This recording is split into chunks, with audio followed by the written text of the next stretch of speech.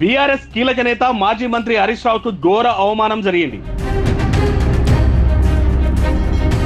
Assembly BAC meeting నుంచి హరీష్ రావు అవమానకరంగా బయటకు వెళ్లాల్సి వచ్చింది.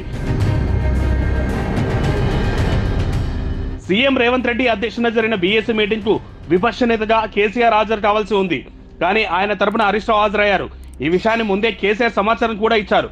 హరీష్ రావు హాజరు కావడంపై శాసనసభ వ్యవహారాల మంత్రి శ్రీధర్ బాబు అభ్యంతరం చెప్పారు. దీంతో హరీష్ రావు బయటికి వెళ్లిపోయారు. గతంలో శాసనసభ వ్యవహారాలను హరీష్ రావే చూసేవారు. ఇక దీనిపై బీఆర్ఎస్ పార్టీ నేతలు మంత్రి శ్రీధర్ బాబుపై మండిపడుతున్నారు. ప్రభుత్వం కావాలనే తమ నేతను అవమానించిందని ఫైర్ అవుతున్నారు. అటు శ్రీధర్ బాబు మాత్రం నిబంధనల ప్రకారమే తాము వివరించామని చెబుతున్నారు.